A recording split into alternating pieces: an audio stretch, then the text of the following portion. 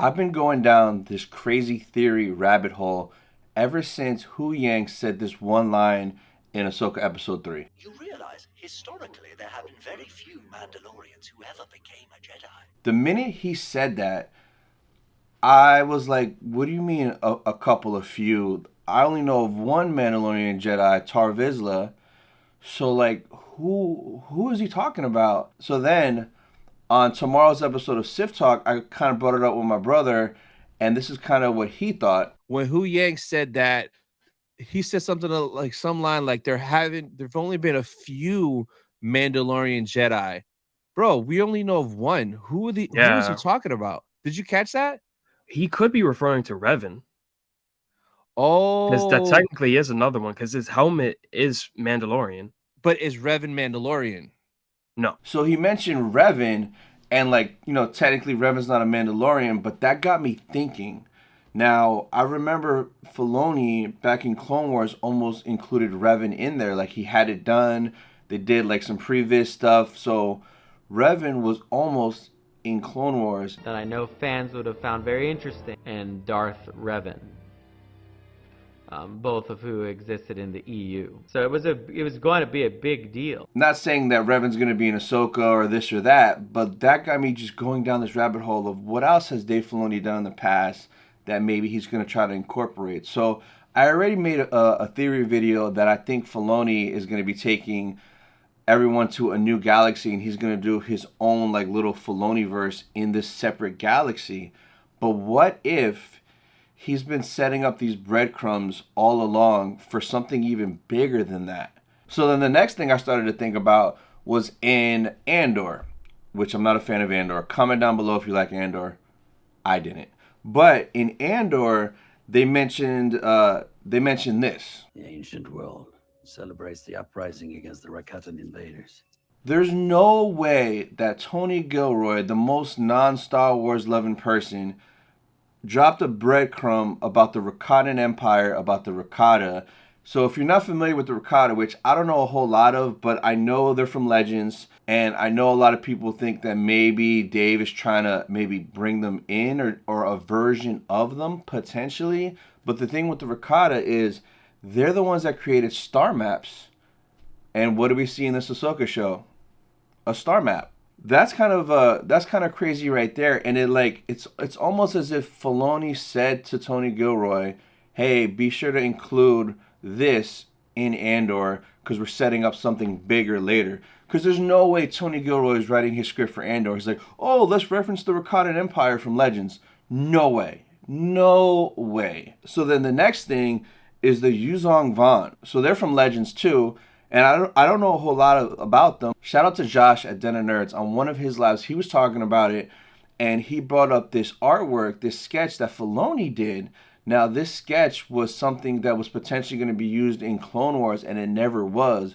But as you can see in this sketch, it is a Yuuzhan Vong soldier, what it looks like, right? And then a scout ship. And like, if you look at that scout ship, it's very reminiscent of the Purrgil almost. Now, the big thing with the Yuuzhan Vong is they hated technology, and everything that they did and used was like organic. Like their ships, their weapons were organic. So it's kind of like the Purrgils are almost like an organic way of transportation, like a ship type thing. But it's almost like maybe the Purrgils were inspired by this Yuuzhan Vong scout ship, right? So it's kind of like a little connection there in a way, but like this was on Dave's mind. Like this was in his mind was the Yuuzhan Vong Legends. So we already seen a few times Dave was bringing Legends concepts or Legends characters to animated or to live action. Like he almost did it with Revan. The Rakatan Empire, I'm still standing behind it that was Filoni's breadcrumb. And then the Yuuzhan Vong, this from Clone Wars. So I kind of was like, well, what if Filoni is making a new galaxy, right? But it's not for him necessarily. It's not like the Filoni-verse or the Mandoverse in a separate galaxy, separate from ours. What if this man is making this galaxy a Legends galaxy? Like think about it. What if we're going to this galaxy and then in this galaxy, he's just going to bring anything that he wants and likes from Legends to canon, to live action? Like, how insane would that be if he did that? Now, I already thought he kind of was doing something like that, but now it's kind of like with all these little breadcrumbs we've been getting since the Clone Wars, and we know that he loves it. If he does make his own galaxy and does his own thing over here, I have a feeling he's going to bring a lot of Legend stuff to life. And maybe potentially we're going to see the Rakatan or the Yuuzhan Vong as maybe a potential bad in this. Because I think besides Thrawn, I think there's going to be another villain in this. Somebody that's in the unknown regions, this separate galaxy. And even the comment that Morgan made about the area where they were, where the map was, she said, an ancient people from a distant galaxy. so like, who is that race? The minute she made that statement, people right away were like, is it the Rakatans? Is it the Yuuzhan Vong? So there were a lot of theory videos going out around that. But now it's kind of like, if you look at the bigger picture, there's just so many little hints here and there, here and there. And the biggest one, too, is Starkiller, Marak. I still think it's going to be a version of Starkiller, and it's going to be Sam Witwer.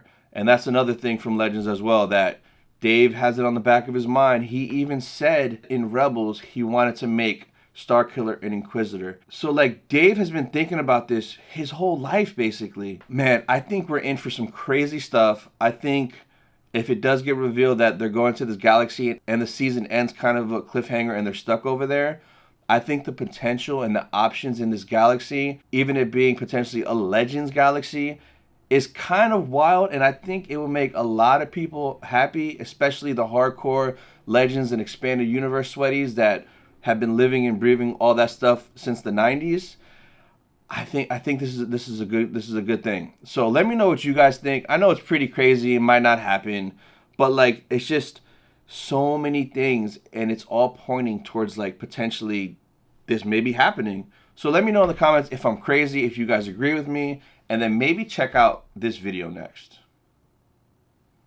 Just check it out.